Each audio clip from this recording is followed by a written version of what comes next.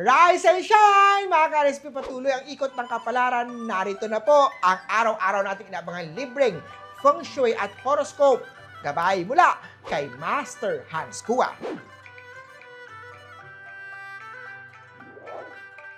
Simulan natin sa mga pinanganak ng Year of the Rat. Prone ka sa scam ngayong araw.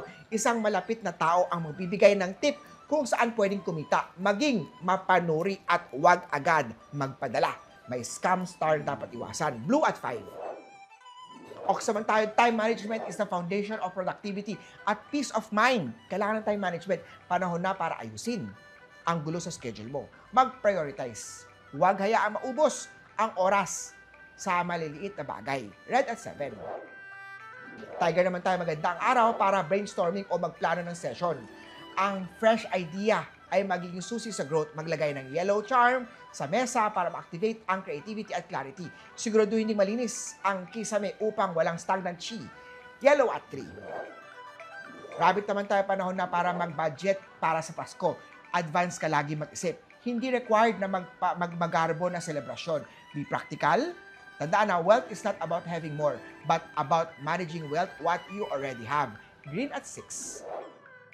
Kay Drago naman tayo, puno ng negative ang araw ngayong araw dahil sa bilis ng init ng ulo mo. Maglagay ng white bowl na may asin at tubig sa ilalim ng mesa tuwing gabi. Palitan ng kinabukasan tomorrow ang tubig na to na sumipsip ng negative energy. White at 9. Sa snake naman tayo, nasa tamang direksyon ka, ituloy lang ang consistency. Gumamit ng rose quartz na bracelet sa left hand. Bilhin yan para ma-activate ni Master Hans Kua yung rose quartz, mga charm na kailangan mo. Pink at 4. Sa mga pinanganak ng Year of the Horse, turn passion into purpose and purpose into profit. May chance na kumita mula sa simpleng hobby o talent. Orange at 2. Kay Goat naman, may small wins today. Celebrate silently. Huwag masyadong maingay sa success dahil baka magalit ang inggiterang kapitbahay. Gray at 8. Kay Monkey naman, na paratiling malinis ang bedsheet ngayong araw para sa calmness at clarity ng isip tuwing gumigising. Mag-declutter naman o maglinis ng tahanan to avoid negative energy. White at 6.